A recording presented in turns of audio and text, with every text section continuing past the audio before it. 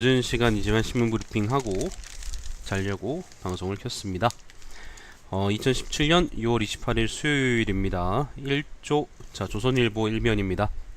1조 6천억 들인 원전 공사 잠정 중단 신고리 원전 5,6호기랍니다. 이미 공정이 29%인데 어쨌건 3개월 동안 정부 입장은 공론화 과정 거쳐서 건설 재개 여부 결론을 낸다고 합니다.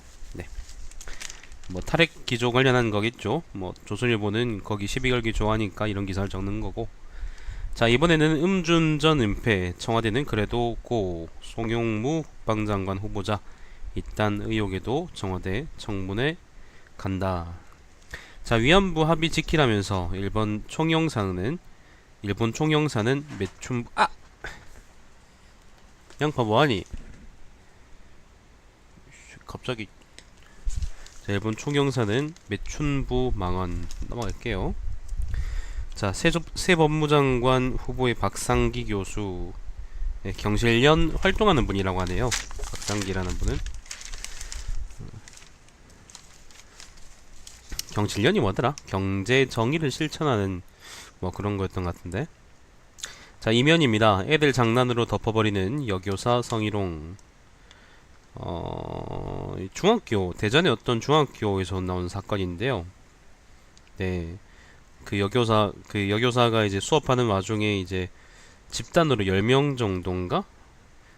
자위를 했다고 하는데, 이거는 내 생각에는 성추행으로 처벌할 수 있을 만한 수위가 충분히 되는데, 교육청에서는 또 엇나간 영웅심리니 그런 식으로 몰아가고 있다고 하는데 잘 모르겠습니다. 청소년 보호법이라는 게 이런 경우에 대해서는 어떤 의미가 있는지 잘 모르겠습니다. 이것도 청소년 보호법이라는 것도 적용할 때가 있고 적용하지 않을 때가 있어야 되지 않을까 생각이 드네요.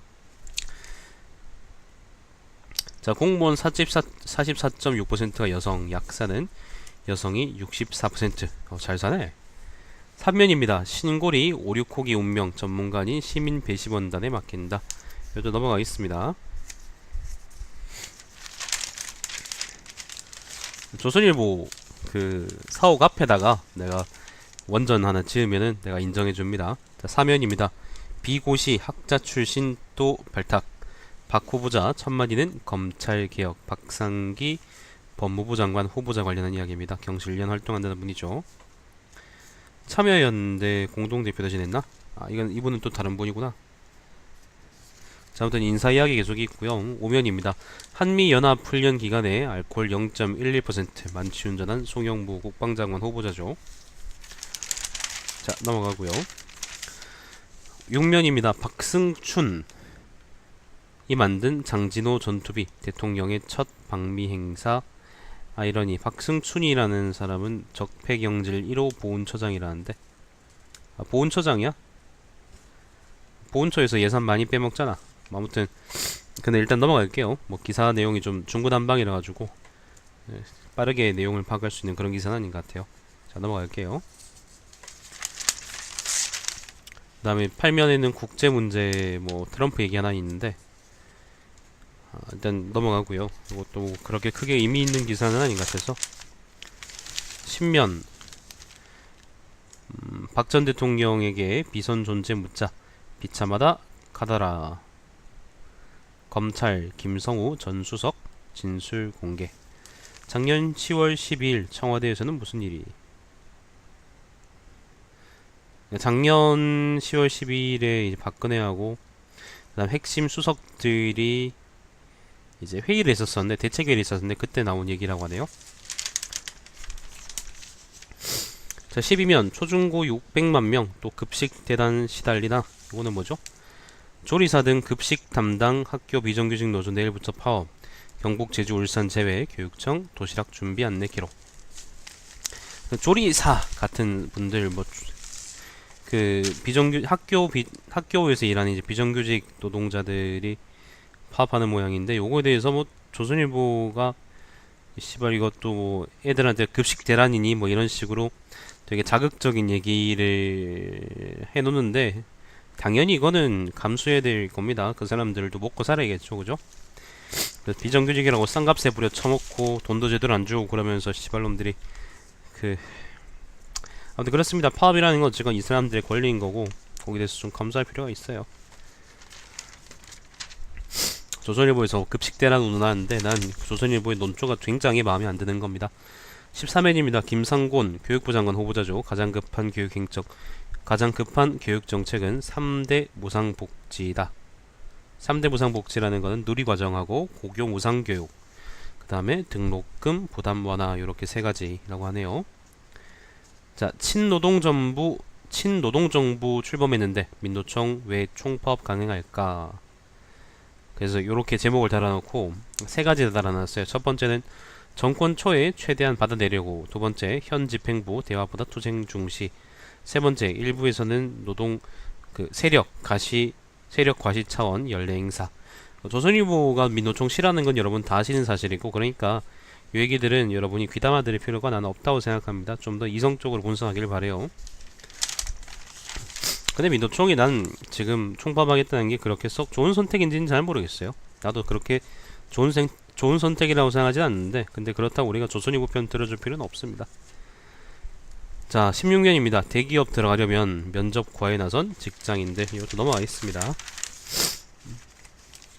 세상이 족같으니까. 아휴, 씨발. 자, 아무튼 뒤에 거는 특별한 얘기 없을 것 같고 바로 오피니언으로 넘어가죠. 자, 33회입니다. 오피니언. 아일랜드의 가계빚 줄이기. 가계빚 관련해서 경제부 차장이 쓴 글입니다.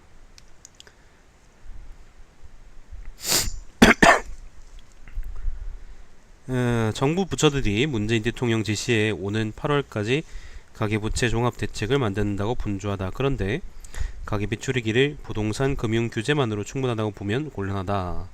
성장 전략이 없는 가계부채 대책은 반쪽짜리다. 나름대로 정론이네요. 한번 읽어보십시오. 자, 2003년 문재인 수석이 2017년 문재인 대통령에게 정치부장이 쓴 칼럼입니다. 문재인 대통령 오늘 미국 출국, 트럼프는 동맹 확인할 것. 2005년 동북아 균형자론처럼 미중 사이에 서는 것은 위험. 한미동맹이라는 현실적이에 진보도 그런 판단할 수 있어요. 예, 넘어가겠습니다. 자, 그럼 사설입니다. 형님 안녕하세요. 원전 공사 중단 말고 탈원전 자체를 다시 생각하라. 조선일보 찌라시고 증세 없이 세금 퍼준다니 무슨 기적인가? 자, 사회 그늘을 더 높게 하는 프랜차이즈 갑질.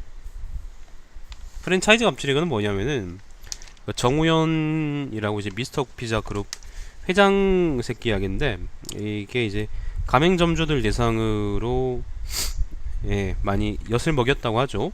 뭐 프랜차이즈 회사들은 가맹점주들 대상으로 엿을 먹이고요. 가맹점주들은 다시 또 노동자 대상으로 엿을 먹이고, 그게 악순환 고리가 쭉 이어지는 셈인데, 아무튼 관련해서 조선일보가 사설을 썼는데, 근데 좀 조선일보가 이런 글을 쓰는 건 좀 이례적이네요. 조선일보 같으면은, 물론 이제 조선일보 환경처럼 또 그런 쓰레기는, 환경하고 조선일보는 또 급이 다른 쓰레기들이긴 하지만은, 아무튼 근데 좀 이례적이긴 하네요. 이렇게 글을 썼어요. 본사와 가맹점 관계를 무조건 갑을 관계로 규정할 것은 아니지만 도를 넘는 횡포만은 막아야 한다. 이것이 김상조 공정거래위원장이 말한 을의 눈물을 닦아주는 것이다. 네, 좀 미묘한 어조긴 한데 조선일보가 썼다고는 좀 믿기지 않을 만큼 비교적 상식적인 글이 나와서 좀 놀랍긴 합니다. 그 다음에 증세 없이 세금 퍼준다니 무슨 기적인가. 그 사설은 뭐냐면은 기획재정부가 이제 경유세 인상 논의를 철회하고 근로소득세 면세자 축소와 주세 인상도 당분간 검토하지 않겠다라고 했는데, 거기에 대해서 이제 뭐 새롭게 뭔가 사업을 펴거나 그런 것들이 세금을 올리지 않는데 어떻게 가능한가, 뭐 그런 식의 이야기입니다. 자, 넘어가겠습니다. 이것도. 자, 조선경제는 별거 있겠나. 네이버 이야기 하나 있고요. 네이버 이야기 하나 있고, 그 다음에 다른 이야기는 특별한 거 없습니다.